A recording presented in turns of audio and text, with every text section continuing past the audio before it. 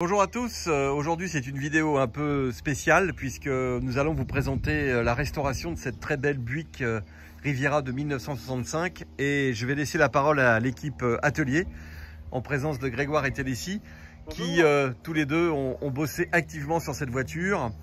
Donc déjà, est-ce que vous pouvez m'en dire un peu plus sur ce modèle? Alors c'est une Buick Riviera 65 qui a une histoire un peu particulière puisque elle a appartenu à un membre de la garde rapprochée de Kennedy qui était présent lors de son assassinat. Et donc c'est une auto qui a été achetée aux enchères par l'un de nos clients il y a maintenant presque un an et que l'on a partiellement restaurée au niveau mécanique, échappement, carrosserie, intérieur. Voilà, donc la base de la voiture était bonne. Simplement, il fallait la remettre en route puisque c'est une auto qui était un peu immobilisée.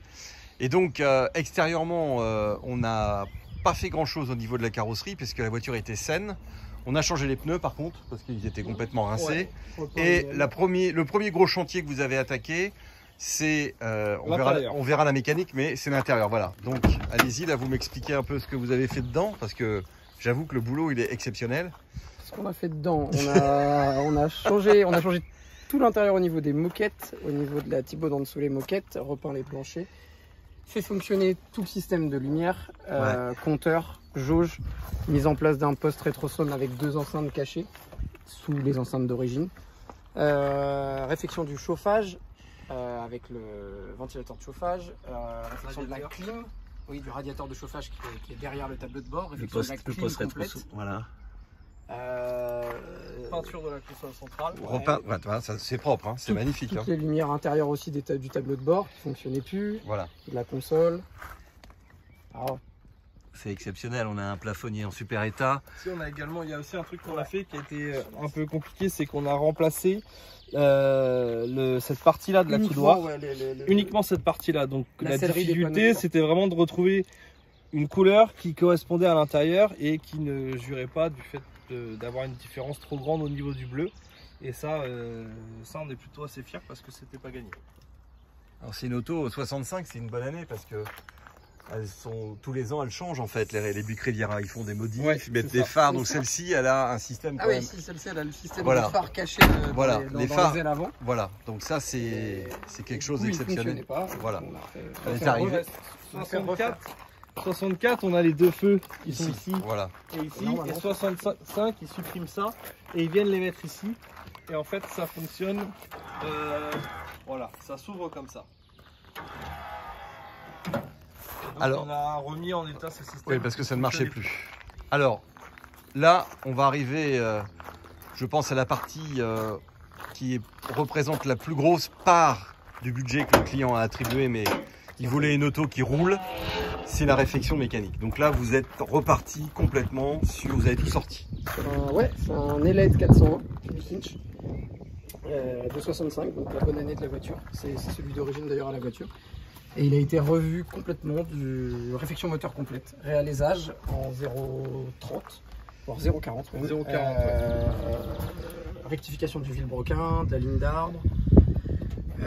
Passage en acide. Passage en acide. Pour dégrasser tout ce qui est passage d'eau, pour être sûr qu'on n'ait pas tout ce qui est interne. Bon écoulement d'eau pour le refroidissement. Passage au samplon des culasses, soupe à pneus. Radiateur. Voilà, radiateur, condenseur de clim. Tout a été revu, système de charge. Allumage, carburation. DA aussi, on a refait la pompe de DA. Échappement complet avec double ligne inox. Alors magnifique l'échappement. Voilà. Ouais. Ça fait un bruit magnifique, d'ailleurs on va la démarrer. Mais vous voyez qu'il y a également une note très importante, c'est qu'il y a le respect de la couleur du bloc moteur. C'est la couleur d'origine qui est Buick. C'est ça. Hein, ça c'est important. C'est un vert Buick. Voilà, vert Buick 65. Donc dans le moindre détail, là on a une batterie Optima qui sont des batteries qui permettent d'avoir des puissances de démarrage pour des gros V8 américains. Donc c'est essentiel. La clim a été refaite entièrement. Avec un système moderne. Avec un système moderne, voilà. Donc ça c'est également important. Vous voyez au niveau des collecteurs d'échappement également que tout a été revu. Allumage électronique. Allumage électronique, voilà. Pour la fiabiliser. On a même été jusqu'à repeindre les contrelles. Où est le châssis, de manière à ce que... Alors on n'a pas tout démonté, Mais on a refait ça de manière à ce que ce soit propre et que ça ne se voit pas.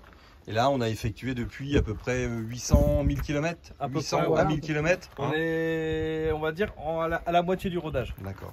Alors je vous laisse la primeur à celui qui veut de la démarrer. Parce que j'avoue que sous ces airs de grande voiture statutaire, de coupé grande classe bourgeois, Ça fonctionne bien. elle marche.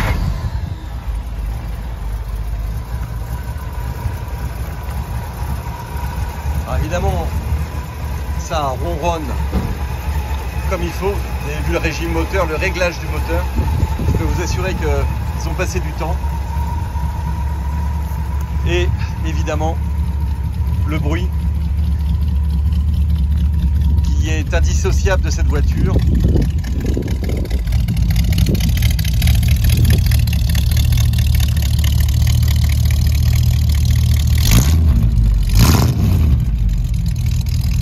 Voilà, magnifique. Alors pour la petite anecdote, on a retrouvé une boucle d'oreille dans cette voiture. On a retrouvé une boucle d'oreille, on a retrouvé un jeton de bus, un ticket, Des bonbons Texaco. des bonbons Texaco, un ticket d'essence de 1968 où la personne a mis 4 gallons. Voilà. On a également retrouvé la fiche des options de sortie d'usine. Exact. Des jetons de tramway. Les jetons de tramway, ouais, voilà. Voilà, donc l'équipe de GT Vintage. On a un troisième luron qui est également qui œuvre également sur notre atelier. Donc voici le genre de projet que vous pouvez nous confier et qui vous permettra de repartir avec une voiture eh bien, entièrement revue. Et il y a quand même pas mal de temps passé dessus, de mise au point, de recherche de pièces. Ils ont passé du temps à retrouver des pièces. Évidemment, tout ça arrive des États-Unis.